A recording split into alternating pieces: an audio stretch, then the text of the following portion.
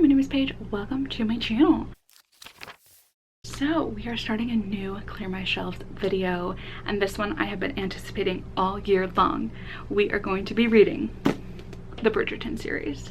I was on, I believe it was Book Outlet one day, and I saw that every single book in the series was on sale for like $3. So I bought all of them. Not just the first one. I bought all 8 of them, and I figured I would just have to force myself to read them all, no matter how much I loved or hated the first book. And so this video concept came to light. I decided it should be a Clear My Shelves video because, you know, I have to get those 8 books off my shelf sometime, right? Might as well do it in a video. I also really wanted to catch up with the series and have read at least through book 4 by the time that season 3 of the TV show comes out on Netflix. Who knows when that's gonna happen, but I love Penelope and Colin in the show so much that I really wanted to read the books and see what was going to happen, and then compare the things that have happened to the books. And I was just really in a Bridgerton mood, okay? I wanted to read them, so that is what we're going to tackle in this video. So I'm very excited. Let's talk numbers though.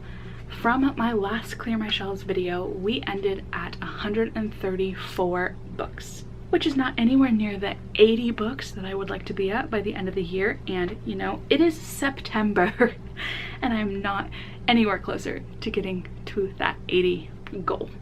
So this 8-book series should really put a dent in my TBR, which I'm super excited for. So yeah, I am not going to ramble too much at the beginning of this because it is long. It is 8 books and I talk about my thoughts and feelings of them. I do not believe I give anything majorly spoilery, and if I do, I think I do tell you when that happens. So hopefully editing me will let you know if anything is a spoiler. I will put that on the screen, but this should be virtually spoiler free for an 8-part series. So yeah, I hope you enjoy. I hope you stick to the end, and I will let you see how I feel about The Duke and I. Bridgerton book 1 is done, and I am gonna say that I'm shocked that I actually like this as much as I did. It does still have its problems. There's definitely the issue of consent in this one. That is 100% for sure. I will not even argue that whatsoever. It was not cool, and I do still wish that they would have fixed that in the TV series. But that being said, aside from that piece, and aside from Simon also being a bit of a liar pants on fire about him not being able to have children, I still really liked the pacing of the book. I felt like we got to see enough of the side characters too, that nothing felt super boring. And I think having the background of watching the show too just made me able to picture everything happening in this one so much better, and I really enjoyed it. I am eager to pick up the next book, like so eager. So hopefully I will be able to get to that this week that I'm filming this little clip, but I'm definitely gonna keep going. It was just an easy, quick read. Again, the issues are there, and I don't think that they are my favorite couple. They aren't in the show. I am definitely a Paulin stan in the show, so I'm eager to get to their book. I'm sad that it's not book 3 and that it's book 4, so I have to wait extra long to read it, but I liked it.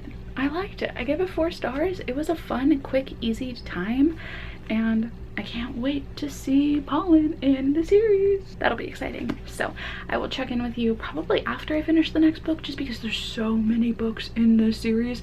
I don't know if I want to do like live reactions, but if anything major pops up, I will share my thoughts then. But I'll see you for the Viscount Who Loved Me. So I've been in a bit of a slump in life again. I go through waves with these, and I'm trying to like crawl myself out of this one, but I haven't been wanting to film. I've been reading books and not filming anything about them. So for this video, I'm going to combine books 2 and 3 of Bridgerton and talk to you about them, because I read them in the past 2 weeks and I just need to film this clip. So starting with the Viscount Who Loved Me, this is Antony's story, and the TV show is better. The TV show is just simply better. Basically, this one has a very similar plot to book 1, and it just didn't feel like anything new. The way that they get together is very similar to book 1. The way that they interact with each other is very similar to Daphne and Simon in book 1, and there's just not much that makes it unique in my opinion. And the biggest grief that I had with this book was the way that Anthony spoke to Kate. He was so rude, so rude. Like, there is just an air of entitlement about him that he feels like he's owed certain things. And one scene that really stuck out to me was their wedding night, where she asked to wait a week before they did the marriage act, and he basically was like, no, I own you, I am entitled to your body. And I didn't enjoy that very much. And I really think that it is the show that's making me enjoy this book more than I actually do. But there are elements to this that I really do enjoy. Like, I love the Bridgerton family and the way they interact with each other. I love the female characters and just getting to be in their mindset and kind of understand like the way they feel and their roles in this life. It's just the men that never do it for me in these historical romances. I just have the worst time with these men, especially because this was written in 2000s.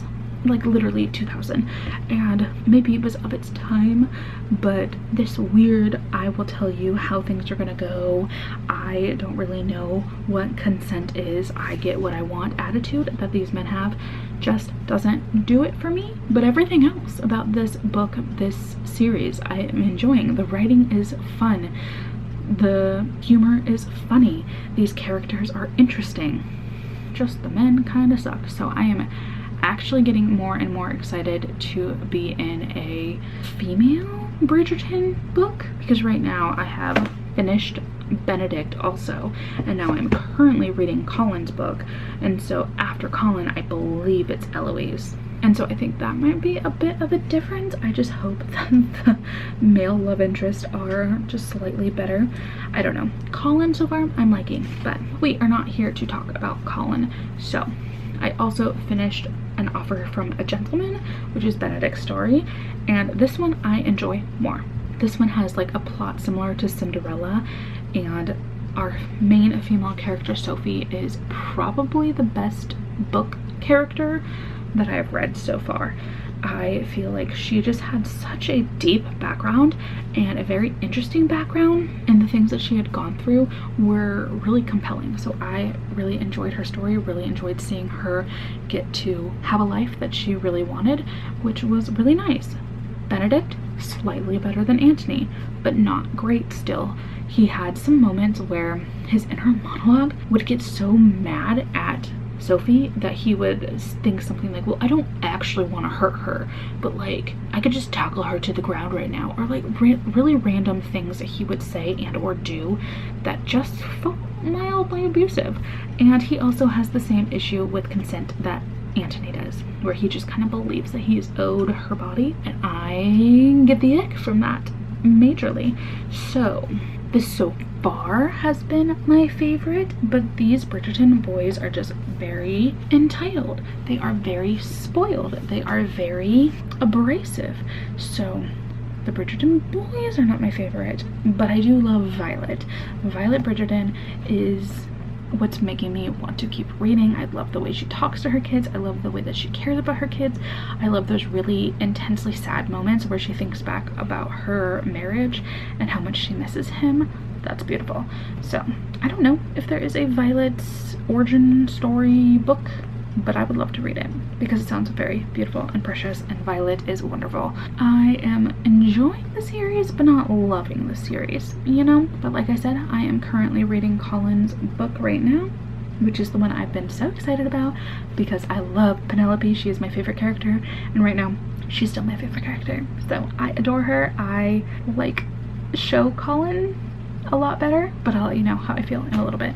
So far so good. I think I'm still gonna enjoy it enough unless something like majorly egregious happens, but I guess you'll find out when I do. I have finished romancing Mr. Bridgerton, and this could have been a 5-star. This honestly could have been a 5-star.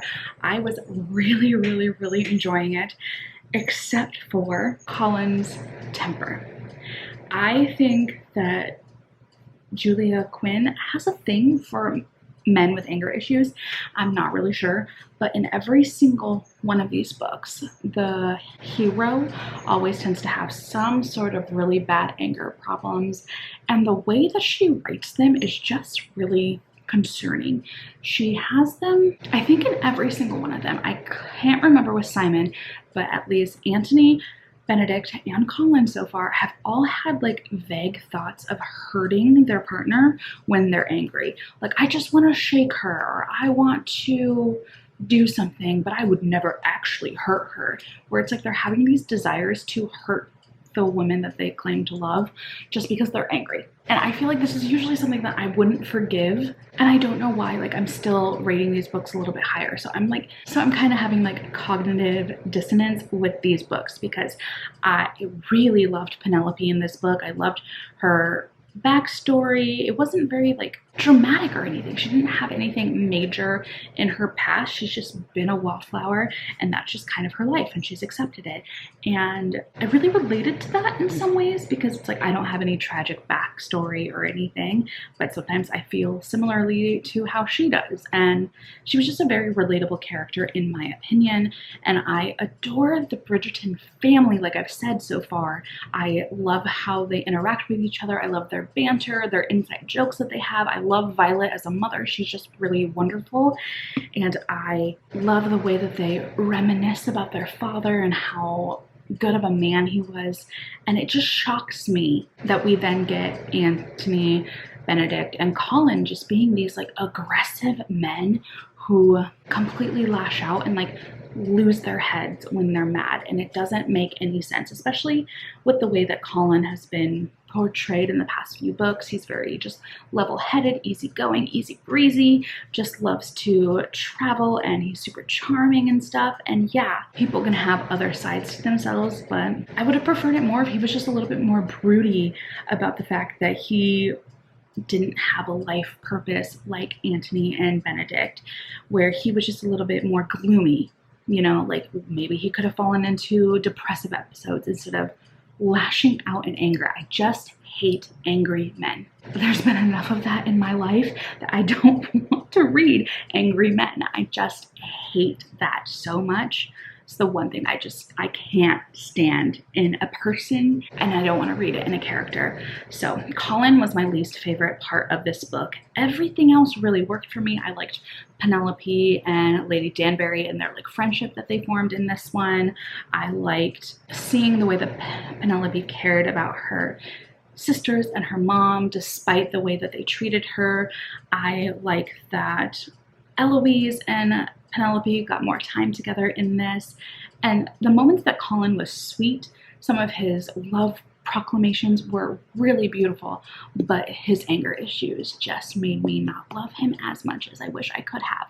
So if it would have been that one aspect taken out, I would have adored this so much, but I just can't do angry men. Stop writing angry men. Everything else I couldn't complain about. Colin seems to be the one person who understands consent and all that jazz, which is nice. The other two Bridgerton brothers, including Simon, did not understand consent to the best of their ability sometimes. Daphne also, you know, didn't really understand consent. So the steaminess in this one was also some of my favorite. It wasn't like actually that steamy, but it wasn't as concerning as the other books. So there's a lot of issues with these books. They were written in early 2000s, like 2000, 2001, 2002, and I'm seeing the issues, but I still gave it 4 stars. I don't know. Again, the cognitive dissonance is real with me right now. So maybe in hindsight, I will lower these down, but I'm still like flying through them. They're pretty fun besides the anger issues. That's where I'm at with this one. I am excited to see Eloise's story. It was like slightly hinted at what was happening with her in this book. There was a lot of like her being a little bit secretive, which I'm eager about. I'm also really intrigued about Francesca's story. I heard that one's really heartbreaking, so I'm excited to see that one. But yeah, I've been excited to read one of the Bridgerton daughters' point of views that isn't Daphne. Like I feel like we just have too many boys right now. you know. So I'm ready to be with another Bridgerton lady. So I guess I will let you know how I feel about, what's that one? To Philip with Love or something like that. See you in a second. It'll probably be weeks for me. Carrying on with our Bridgerton journey, I have now officially finished To Sir Philip with Love, which is Eloise's story. And this is my lowest rated so far. I think maybe my critical brain is starting to finally come out, but this one I could not handle. I was getting so frustrated. So in the last book, it was like hinted that Eloise was writing letters to somebody and she was trying to get herself married, and it was just like very briefly hinted at towards the end of the book. And in this one, it kind of follows immediately after the events of that, where she has left without telling anybody to go meet up with Sir Philip Crane, who has been writing her letters for about a year or so. So his wife Marina died of illness, and this illness came about of her trying to take her own life in a way. And so Eloise wrote a letter to him as a way to share her condolences for her fourth cousin's death. And so that got their correspondence started, and they wrote letters constantly over the course of a year or so, I believe. And so in their last letter, Philip Crane decided to ask Eloise to marry him. And so in order to see if they were well suited, Eloise stole out in the middle of the night and went to go visit him and stay with him for like 2 weeks. And I liked that premise starting up. I liked how everything was so different than the other books, and the events of it were really intriguing at the beginning. But then we just got to know Philip Crane even more, and I was so annoyed with him. I was so annoyed with him the entire time. So my biggest issues with him, and he is the reason I am rating this so much lower, is because just like all of the other men in this series, he had a bad temper. Shocking. That just seems to be a trend, and I'm going to lose my ever loving mind if it continues on throughout the rest of the series, which I have a feeling it was, because I think Julia Quinn just likes angry, mean men. It just seems to be a thing of hers. So in this one, Philip has 2 twin children who are 7, 8 years old, and they get into a lot of trouble, and he's pretty neglectful of these kids. Like, he says that he loves them with his whole heart, but whenever they get in trouble, he doesn't want to do anything to reprimand them, because he is convinced that he will start abusing them, like physically hurting them, whipping them, all of these things. So he just like stays away and lets them do whatever the hell they want.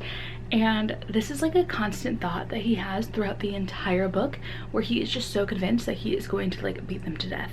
And it's unsettling, it's uncomfortable, it's just like so heinous that somebody has to like actively choose not to abuse their children, so he just neglects them instead. I don't know about that. I don't think I like that very much. I hate that, actually. In fact, yeah, hated it so much. So that was just another, like, that was the #1 thing I couldn't deal with. And then the reason he wants to marry Eloise is because he just wants an easy wife. He just wants somebody who will take care of all of his business for him and handle the children. Like, there is nothing that makes him go, oh my gosh, she's so smart, I want to marry her. He just wants somebody tolerable, and poor Eloise is like so smitten with him. She cannot stop thinking about him and these letters, and she's like throwing away all of her ideals that she's had about marriage just to see if he could be the one for her.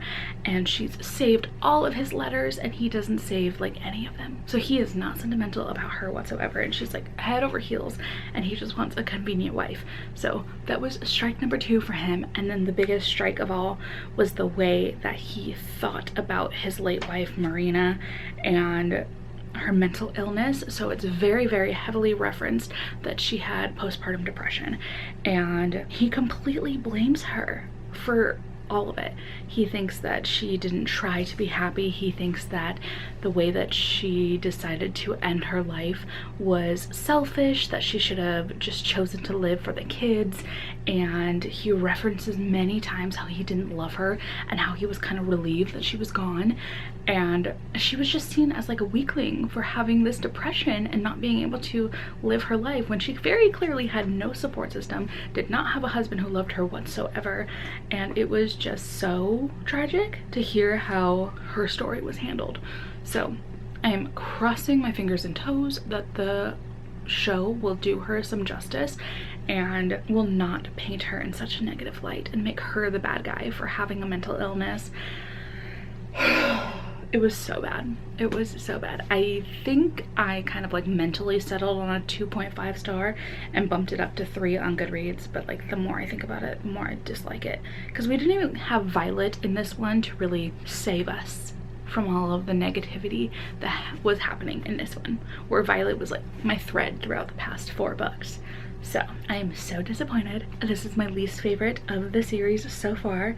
Ranking them so far, this one's at the bottom. Then I would probably say Antony's book, Daphne's book, Benedict's book, and then Colin's, maybe? Benedict and Colin might be switched too. I don't know which one I like the best, but I will let you know at the very, very end of all of these. That being said, I did look at the synopsis of Francesca's book and it looks really good. So I think it's like her and a man had run into each other and he completely fell in love with her, but she was set to be married like the next day or something. And so he just let his feelings go and became her friend. And now that her husband has long since passed, she doesn't see this man as anything more than a friend, but he is still in love with her, and I really like that premise. So I am excited to see how this one goes, but oh my god, if he has a temper problem too, I am going to lose my mind with this series. Can we stop thinking that angry men are attractive? They're not. They're not, especially ones who have thoughts of abuse. Like, what the hell is Julia Quinn thinking? Okay, wish me luck, please. I'm gonna need it. Am I about to give a Bridgerton book 5 stars? I love this. I love this so much. I think that this was the best premise of a book so far. I feel like the characters and the relationship was the most solidified. I think this was the steamiest of the Bridgerton books, and it was the most emotional. I was crying at the end of this. So, is this 5 stars? I might have to plug this into Copile to figure it out definitively, but oh, I really like this. The only thing I have to knock it for was the hero's temper, Michael's temper, but I feel like I can excuse parts of it. Like, there was only one time that I like really was annoyed with it, and it was right after the death of Francesca's first husband, and I feel like emotions were just very high, so I feel like I could kind of write that one off, and then it like trickled in every now and then, but it was not nearly as bad as the other male characters in this series, and and he actually seemed to understand what consent was. So I think I really like this one. This is by far my favorite. By far, like without a doubt, this is like leaps and bounds above the rest. Like, this is number one, and then like Colin and Penelope's book would be like number 4. You know, like there's a big space between. This is like 1, 2, and 3. It's so good. I really like this one. Okay, this makes me feel better about continuing on with this series, and I'm hoping to God the next 2 books are similar. And I swear to God, if Gregory's book, which is book 8, if his book makes him with a bad temper, I will lose my mind. He is just like a sweet, precious boy to me, because in the show, he's just like, I don't know, 10 to 13 years old. So if they make him such a mean, angry man in the last book, I will be so upset. But this one gives me hope. This one gives me hope that things will go up from here. Did I just give this a 5 star? I guess I will let you know at the very end when I rank all of these, if I remember to rank all of these. It was so good. Okay, on to Eloise. Nope, on to Hyacinth's book. Hyacinth. Okay, can we just take a moment to appreciate the way that my hair is like herring today? I got my hair cut over the weekend, and every wave slash kind of curl that I have has just like bounced back to life, and I am living for this right now. So anyway, now that I have acknowledged the fact that my hair is gorgeous today, I am obsessed with it, let's talk about the last two Bridgerton books that I have read. I have technically finished off the series now by reading It's in His Kiss and On the Way to the Wedding, and I have to look at my reading journal to see what I rated them both because I can't remember. Okay, that's what I thought. So It's in His Kiss I only gave 3 stars, and then we ended off the series with a 4-star. So this one, Hyacinth's story, I can't really say what I didn't love about it.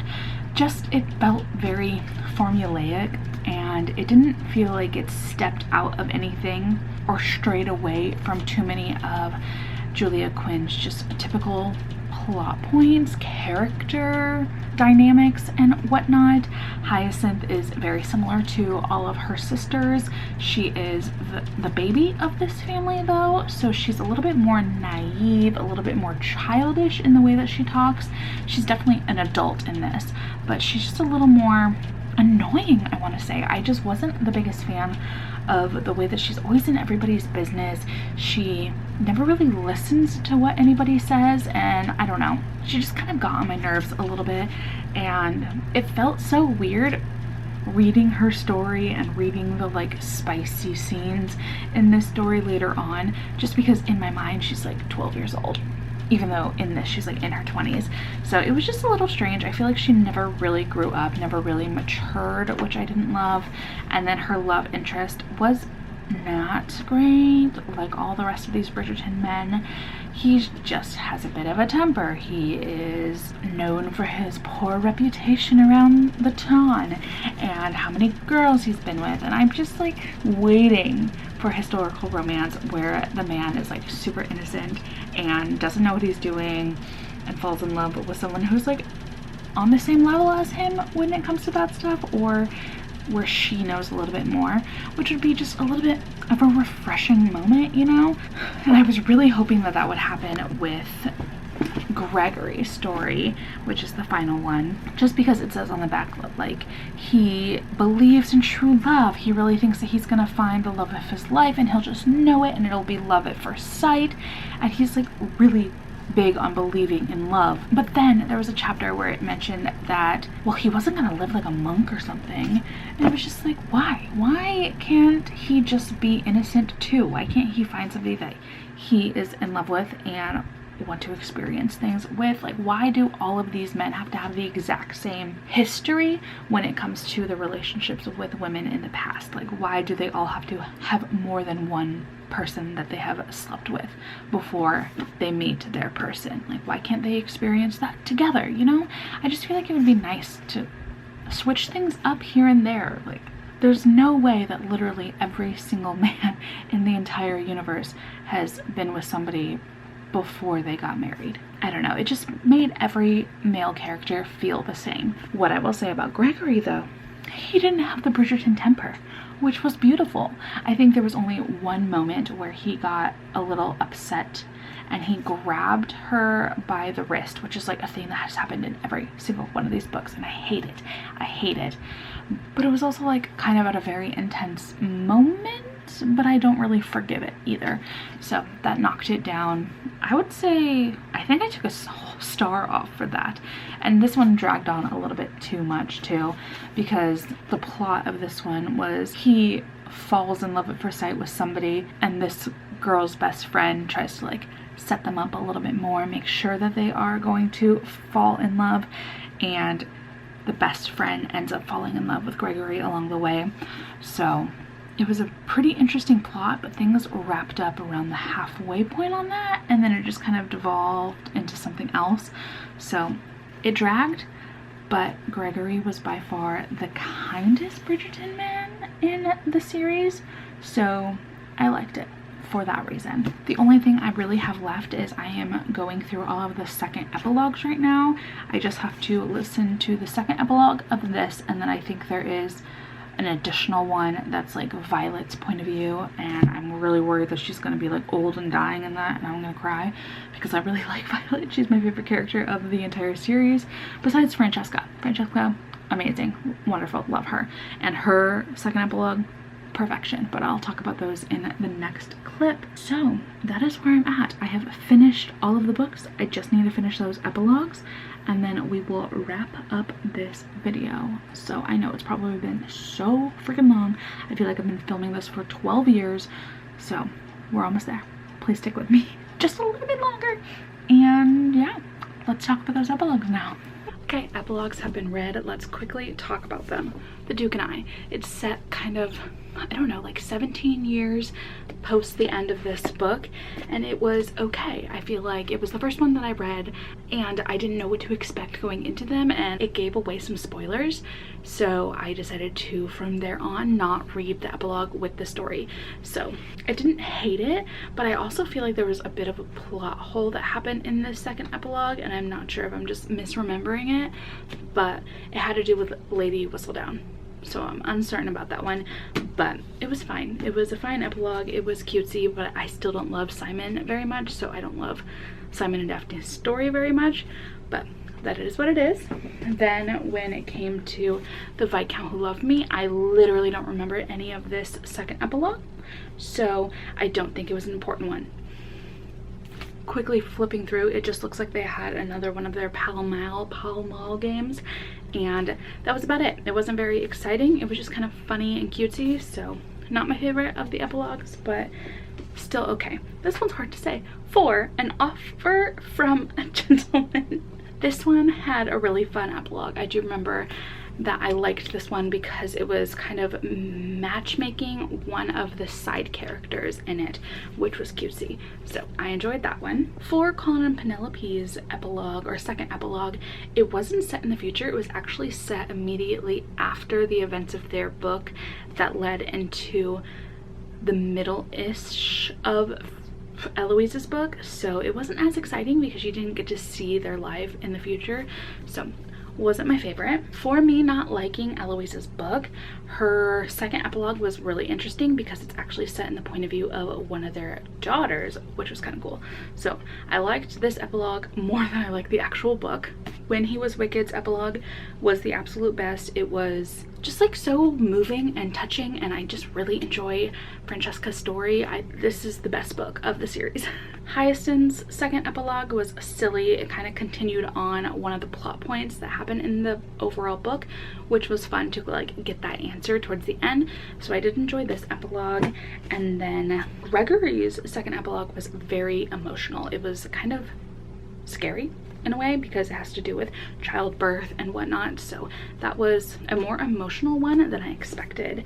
And then in listening to the audiobook of all the second epilogues, there was like an additional one for Violet at her like 75th birthday, and that one was just really sweet. I don't super remember a lot of details. I was super worried that she was gonna die, but alas, everyone gets happily ever afters. So those are the epilogues. Let's get into kind of the end of this video. So I guess I just thought it would be fun to rank all of the books from worst to best. We already know what I think the best is and what the worst is, so of course Eloise's book is going to be at the bottom. It was just bad. It was not a good book. I wish that I could erase it from my brain. I would then honestly put Daphne and Simon's book next, just because it is pretty problematic. Simon is not the greatest guy. It was written so early on. There's a lot of issues with it, and even though it introduced me to the world and the characters in Violet Bridgerton, who I love, I just feel like it wasn't the best. It's not the strongest of the series. Viscount Who Loved Me, because Anthony kind of sucks and is a bit of an asshole to Kate, has to be ranked third from bottom. Then I would probably say Hyacinth's book because she annoyed me so much. All of the ones with blue spines are my least favorite, which is sad because blue is my favorite color. But getting into the ones that I liked, I enjoyed Colin and Penelope's book, aside from his like weird temper that he had going on. So that one's basically in the middle along with Gregory's book. Gregory was by far the nicest Bridgerton man. So I enjoyed his story, the way that It was told him getting to know Lucy and becoming friends before anything else was fun, but like I said, I did have issues. You already heard me rant about them. Then I would have to say Benedict's book is my second favorite. I've been going back and forth between feeling like Benedict's book or Gregory's book were my favorite because the plots were so interesting, but I think this like Cinderella-esque story for Benedict was the most fun in comparison to just the I'm falling in love with a girl who's setting me up with another girl type of trope, you know. And then we know that Francesca's book was my favorite. It just had the most emotional depth in it, and I love that. So this would be my ranking, and I guess the question now is, would I recommend reading this series? And I am a little bit torn between wanting to say yes and no. Like, I'm definitely going to pass these along to my mom when she feels ready to tackle an 8-book series, because I think that she'll have fun with it. But I do think that there are a lot of problems in them because of when they were written in the early 2000s. There just wasn't a lot of awareness on a lot of different issues. There are quite a few things that really should be brought to light or could be edited out. I did notice that there were a few phrases that were edited out in these versions compared to what the audiobooks had to, so I feel like they're trying to adapt them a little bit or edit them a little bit to be more with the times, and I do think that the show is better. So if you don't want to read them, I feel like you can just watch the show and get a little bit more out of it. There's a little bit more drama, more intrigue and stuff that's more fun. But I think that if you like historical romances, they are just pretty average. They are just like the very typical historical romance, easy to read, lots of silly dialogue and not the most logical reactions to things, but it's still a romance and it's fun and it's cutesy and it's set in the Regency time, which I personally love. I think it's just so atmospheric to read about, and it's not a bad time. Like, I kept wanting to read the next book to see what was going to happen, to see what was going on with this family. So I liked the family. I liked the pacing of a lot of the stories. I like the way that Julia Quinn writes. It's readable, very, very readable and engaging, but she has really poor men in this series and it's really hard to look past. So I am at kind of like a 50-50. If you are intrigued, give it a shot. If you're kind of on the fence though, like, it's not going to be the end of the world. You won't be missing out on a lot by not reading them. I would definitely recommend picking up Francesca's book. You don't need to read any of the books in order. It does help to get to know the characters a little bit more, to care about them a little bit more, but Francesca's kind of like the forgotten sibling, so it doesn't really have her interacting with a lot of her siblings much, and it's set in Scotland versus London, and so you don't need to know the other Bridgertons very much to appreciate Francesca's story. So that's the one that I would recommend just as a historical romance. It's cute, it's heartbreaking, it's fun, it's silly, it's sexy. I liked that one, so that would be my recommendation. It's a little all over the place, but I hope that helps you make a decision. So now for my clear my shelves number. As I said at the beginning, we were at 134, and if I did my math correct, we have read 8 books, which means I am down to 126. Is that right? Did I do math right? I think so. And I did not grab it, but I did unhaul one book in a previous video that I don't think I mentioned in a video yet, at least based on my notes that I have on my computer. I haven't mentioned it. So I unhauled this book called The Summer Job that I got in a little free library. So that brought me down one more, which means that we are down to 125 books on my physical TBR, which is amazing. Yet I did haul some books because I have an issue.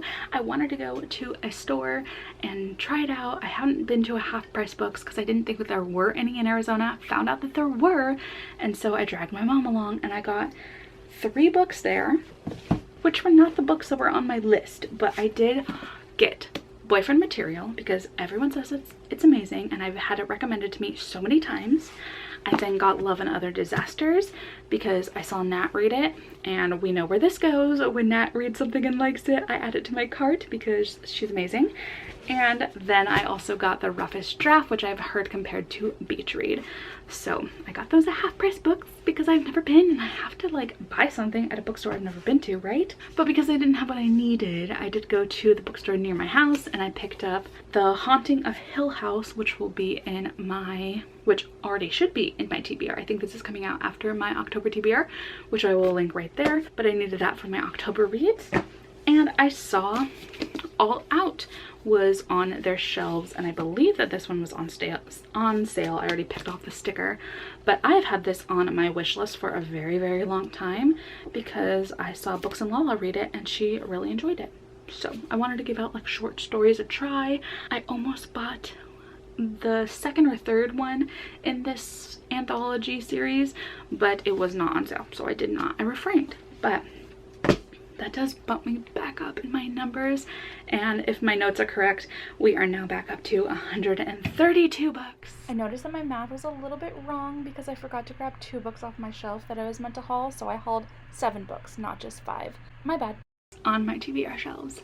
So despite reading 8 and unhauling 1, we are only 2 books down. 2 books down. So, you know, I'm doing great. It doesn't hurt a little bit.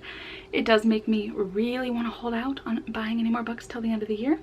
I do think I have to buy a couple of them for book clubs and stuff, but it should not be very many. So yell at me in any future Clear My Shelves videos if you see me hauling more books. But I had a good time reading the series, and I had a bad time reading the series, but I'm very glad that I have read it, that I can now put these on my shelf or give them to my mom. I don't know when she'll want them, but I think she'll have a fun time reading them. So that being said, if you have made it this far, leave me any emoji that matches any of these colors, anything flower, Regency related, tea, I don't know, whatever you feel has Bridgerton vibes. I would be happy to see them in the comments as emojis. And yeah, I'm gonna end this video here because I've been talking for so long. This video has been so long. If you want to talk to me about books, I have my Instagram and Discord linked in the description, so you can chat with me over there. But yeah, I will see you in my next video, which should be out hopefully shortly because I am catching up on a lot of my Clear My Shelves videos, which makes me excited. So yeah, goodbye.